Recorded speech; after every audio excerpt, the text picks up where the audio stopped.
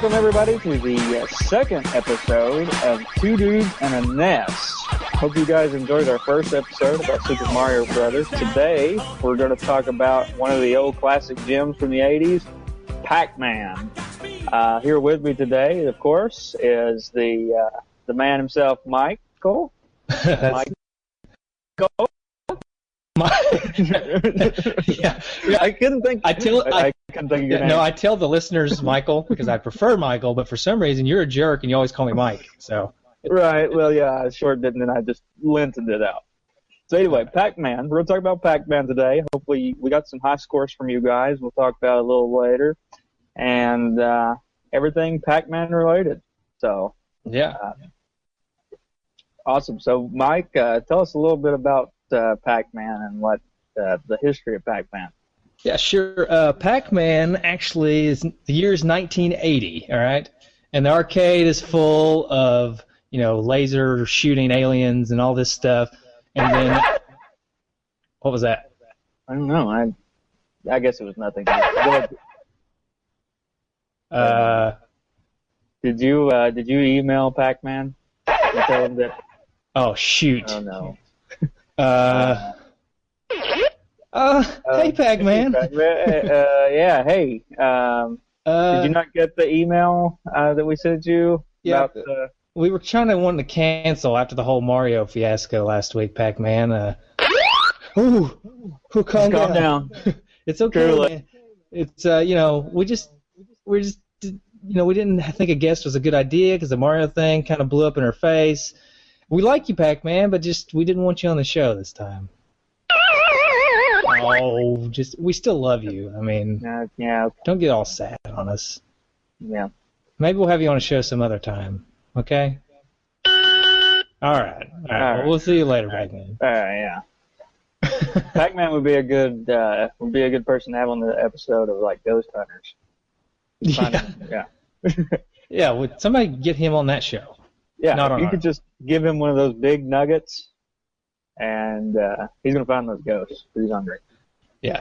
Anyways, back to the history of Pac-Man. So the arcade was full of, arcade laser alien shooters. You had Space Invaders and all that stuff. And then all of a sudden comes on the scene this little yellow guy that eats things. And it just kind of completely changed the game, and everybody thought, well, I guess it doesn't always have to be about shooting aliens, Right. So it blows up, right? And in the first year, it sells over 100,000 units. Of course, we're talking about arcade machines here, and this is 1980 too. This is not like today. Right. I mean, the arcades were big in 1980, but they were just 90s big. 90s was like the arcades. Right. So, anyways, it comes out and it's got a nice run, and so Tengen. We'll fast forward to the NES days because we're talking about NES. We don't want to get too much into the history of the arcade because that's not what this show's about. But so when NES comes around, a company called Tengen, which actually I think is a child company of Atari. So I think they're actually part of Atari. But they get the go-ahead from Namco to release Pac-Man here in the United States on the NES. I think somebody will probably correct me if I'm wrong, but I think that the Famicom actually had a port by Namco already. So Tengen just took that port and put it in America. Yeah. But the funny thing about that is Tengen, they had like this big licensing battle with Nintendo. Mm-hmm. So they took all these Nintendo games that they wanted to release, and at first they kind of did get a license from Nintendo, but they didn't really like the license. So the whole time they're figuring out how to kind of circumvent Nintendo's lockout chip or whatever that made them where you had to have the Nintendo cartridge. Right. Eventually they do, and that's why you see all these weird black cartridges with this gold label, because that's all the Tengen versions of games. That's the version I had of Pac-Man. Yeah, I've got the licensed version. Right. Still the Tengen version, because there actually was a Namco version released later in the life cycle of of the Nintendo. But yeah, I have the black version, still do. So I don't know why I'm saying had, but yeah, I just remember as a kid thinking like, "Whoa, that's a cool game because it's weird, looks cool, it's black." I mean, there wasn't Black anything and it's different sleek. about it. Aerodynamic. Yeah, there wasn't anything different about it. It's just, I mean, I guess maybe one of them said licensed by Nintendo on the start screen or something, but there really wasn't anything different about the game. No, there wasn't really anything different about it, but other than the looks, and for a young me, like a 7-year-old me, that made a big difference in my outlook on games. Yeah. Like, I'm going for the black card. Same here, and actually, there was a question that somebody asked us on our Facebook page, Mm-hmm. and it was from Aaron Hickman. So we'll go ahead and, instead of waiting for the feedback section, we'll go ahead and ask now. Or he wanted to know which part or which version of Pac-Man we liked the best. And he said he thinks that they're all the same except for the looks of the cart, which there's two different box arts. There's actually there's three. There's there's two different Namco, or there's two different Tenjin, and then there's the Namco. Right. I guess I would have to just go for nostalgia and say my favorite was the Tenjin black cart. For me. I think mine was too, but my favorite box art is probably the Tenjin that's not the black cart. It's got the Pac-Man running away from the ghosts, and he's got with this the hat. Did I say Pac-Man? No, I said with the hat. Yeah, he's got the hat, and he's got the red gloves. I just think it's hilarious. His hat's about to fly off. It's like Pac-Man for a second becomes a bandit. Is he a bandit? What is Pac-Man doing? I mean, maybe the ghosts are actually the good guys, and Pac-Man's trying to steal all their little pellets. That could be true. Could be true. Yeah. He's stealing the treasure, and they're the haunts that try to keep him from stealing the treasure. Right. So let's do a little bit of trivia on Pac-Man. I know you know some things, I know some things, but let's try to find some things that maybe people don't know. So I'm going to ask you, do you know how many dots are on each level? Not including the power pallets. Not including the power. Well, I know there's 4 of them. Four of those. Yeah. I don't know. I'm going to have to say just I don't know. 240 on each level. Nice. There are 255 levels. Actually, there's 256. Do you know the 256 level is unbeatable, or basically unbeatable? Do you know why? Why is that? Because on 256, there's a glitch in the game where half the screen is covered up with just junk. Oh, I see it. I just now pulled it up. Yeah, I see that now. It's cool. So you can still play it, but in order to beat it, you would have to know exactly what to do and be able to avoid the ghosts without seeing them, and it's just, it's impossible. Huh, that'd be interesting. I've never made it that far. You haven't? No. Okay, now let me ask you a question. All right. What president wrote a letter to a young boy who, at the time in December, well, I won't say the year because that'd give it away, had broke a worldwide record of 6,131,940 points? What president wrote a letter to an 8-year-old boy congratulating him on that? 6 million? Yeah, and it was a score only possible if he had passed the unbeatable split screen level. So this 8-year-old boy had beat the split screen level. Yeah, because I was always under the impression that because I'm looking here on Pacman.com saying that there's a perfect score and it's not 6 million, but maybe there is a perfect score if you can get past 256. There's more. Well, it may not have actually happened. It just says that the boy claimed to have got this. Oh, okay, I got you. Well, it's only unbeatable. This score was only possible if he made it past that level, but nobody has ever displayed the ability. So he's never actually displayed. Oh, he's never. I got you. Let's see. I'll guess Clinton. No, it was Ronald Reagan, December 1982. That was going to be my second guess. Pac-Man loved it. Ronald Reagan.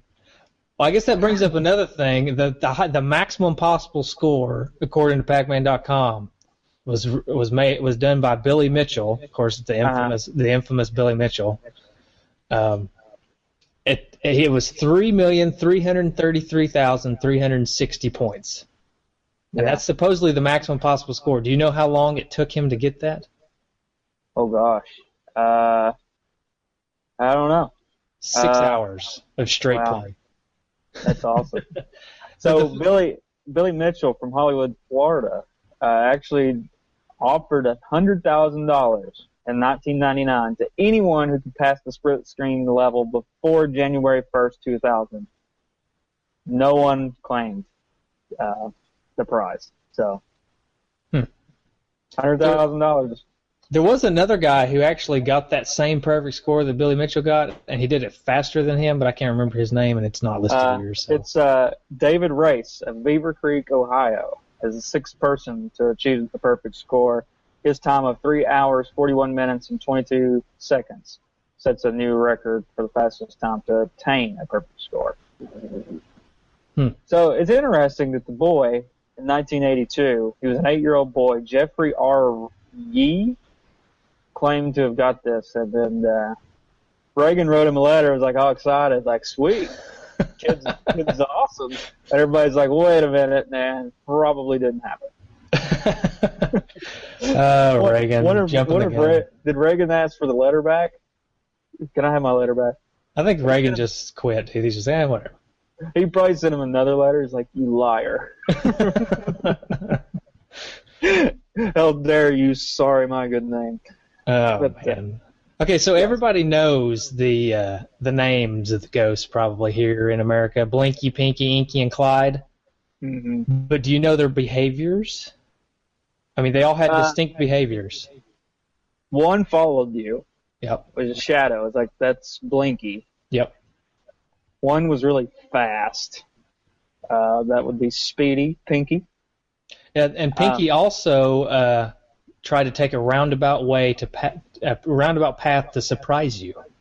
Mm-hmm. So the Blinky-Pinky combo is pretty rough combo there. I would say that probably Pinky got me more than anybody. Inky, which is bashful, probably just useless, and because he just runs away from you. Yeah, it says here he has random movements. Yeah. So. And Clyde, who is a slowpoke, which is just kind of interesting that they made the guy named Clyde, the one that doesn't have a rhyming name, the slowpoke, the slow guy. Yeah, and he's the idiot. On here, it also says that Clyde likes to wander off, which makes him less of a threat. Well, it's funny. It's like, well, you know, what they're like thinking of the names, and they're like, you know, I just imagine like, let's say like Blinky, Inky, and Pinky. Now we need another like Inky, and then somebody's like, Clyde?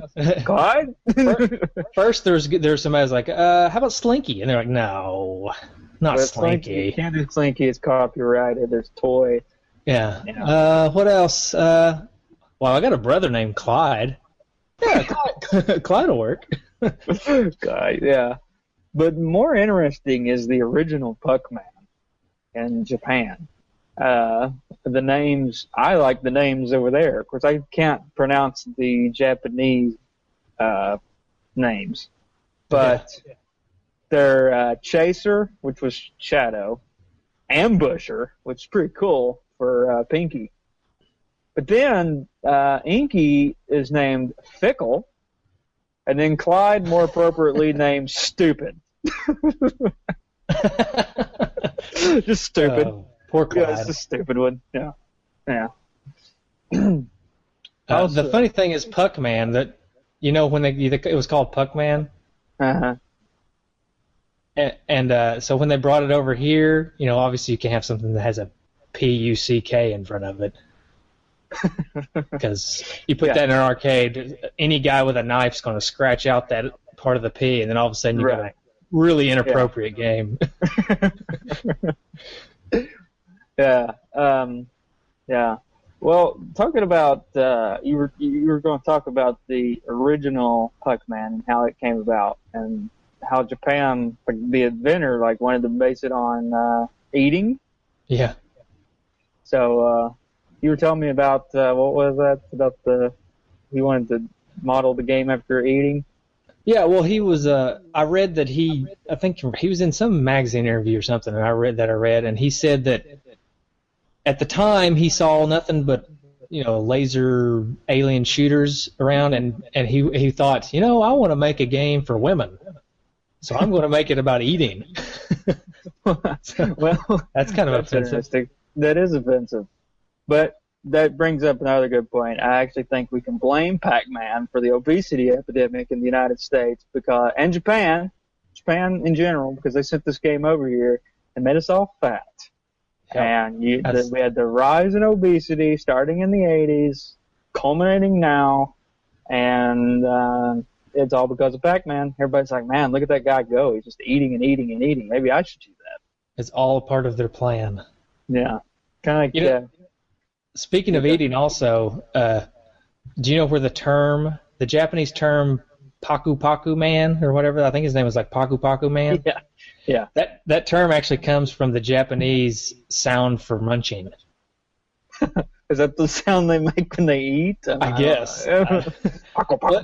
What's the word? I guess it's the word for the sound of munching. Okay. So. That's more appropriate. Yeah, we don't want to offend our Japanese listeners out there, Justin. Our one. Yeah, I don't think we have any. Okay. Well, yeah. Also, speaking of food, the creators came up with the idea for Pac-Man after he ordered a whole pizza and took a slice out of it. And he looked down at it and he's like, hey, that looks like it'd be good for a video game.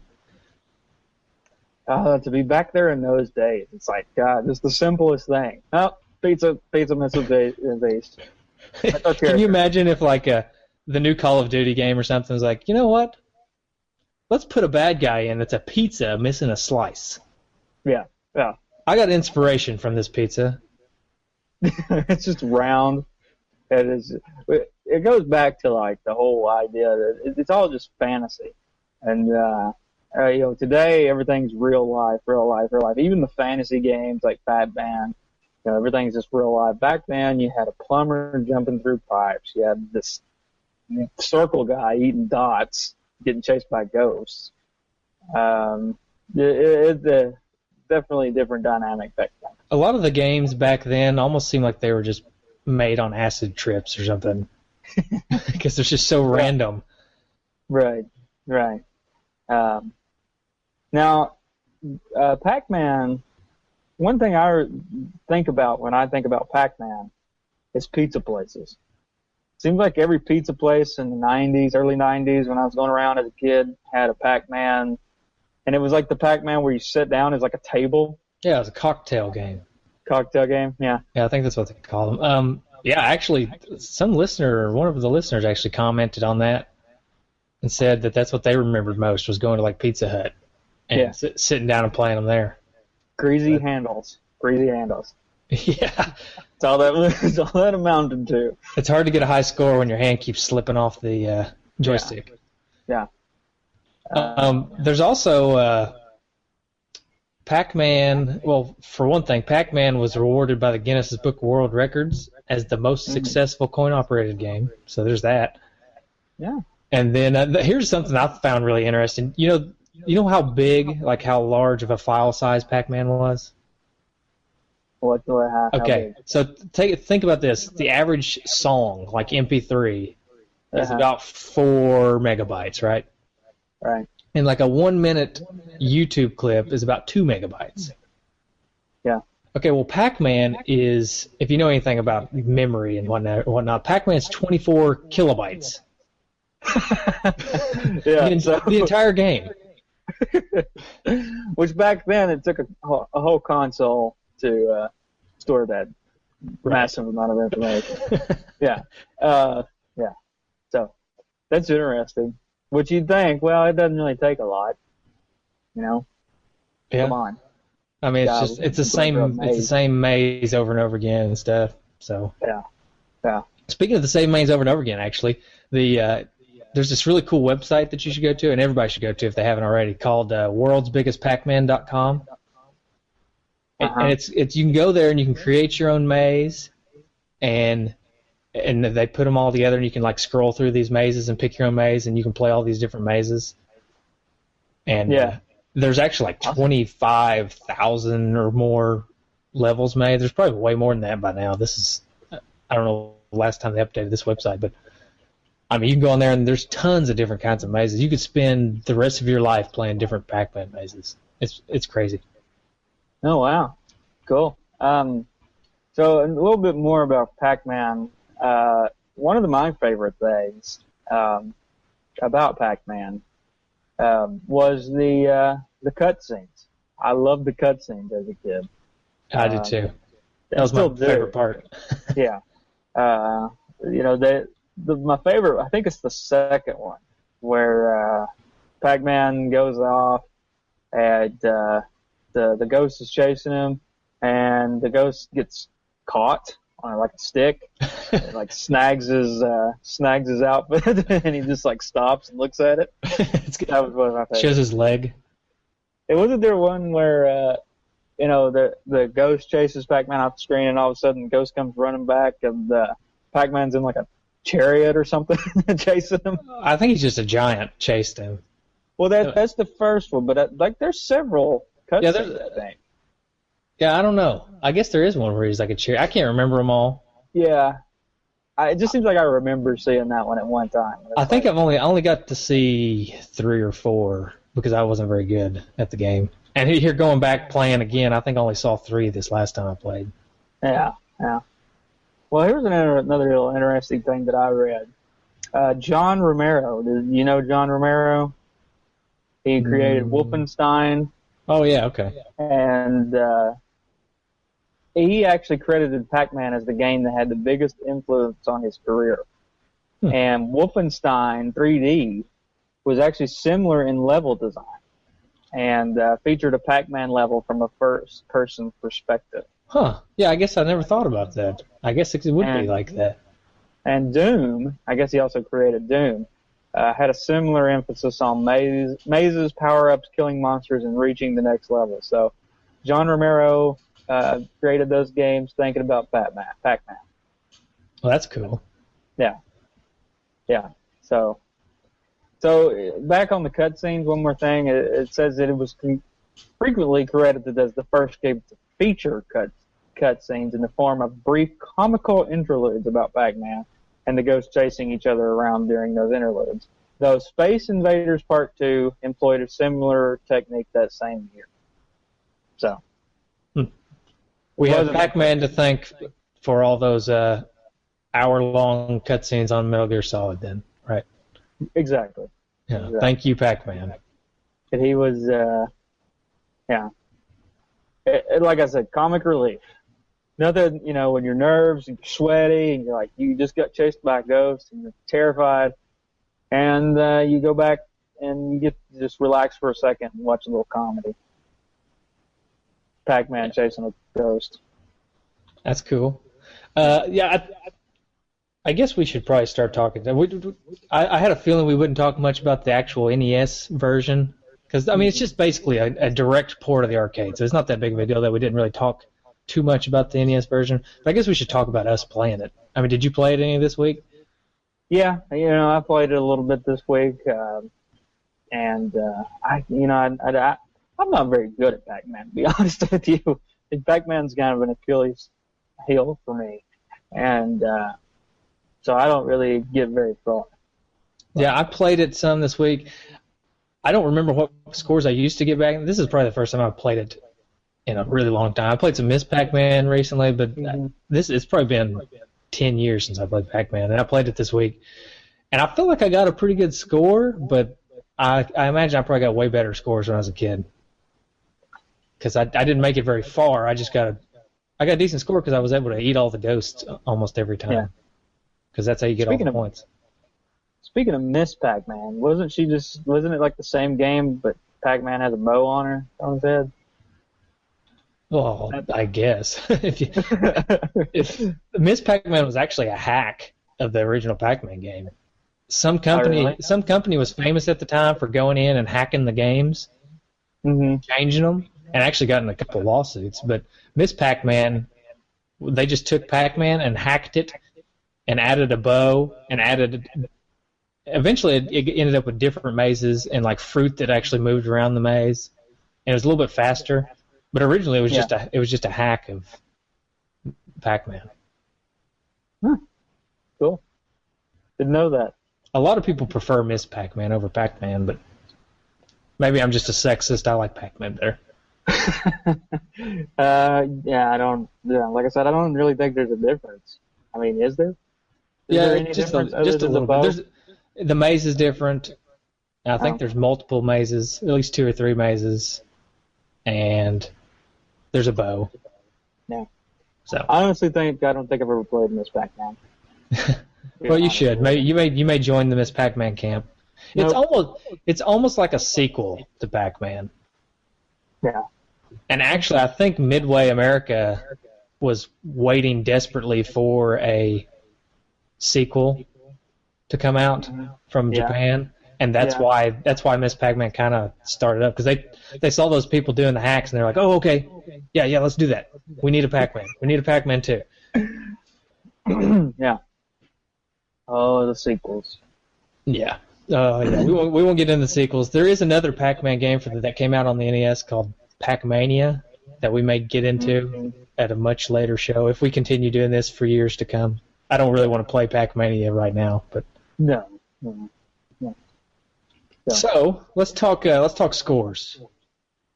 Okay. All right, I got a whopping. Are you ready? Drum roll, please. I'm ready.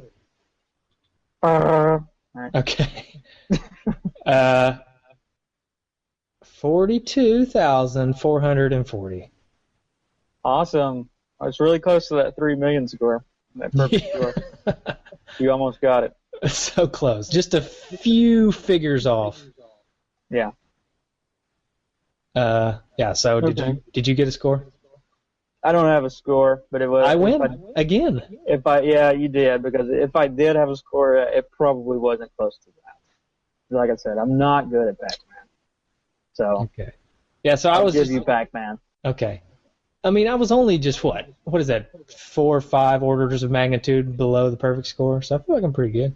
Yeah. You multiply them together, and right. That's kind of what I'd have to do, I think. Yep. And then we got some submissions, or we've got one submission so far. Okay. From William Culver from Arcade USA, which is a pretty cool YouTube channel. Mm-hmm. Let me see if I can pull his score up real quick. I really want to say it because I beat it.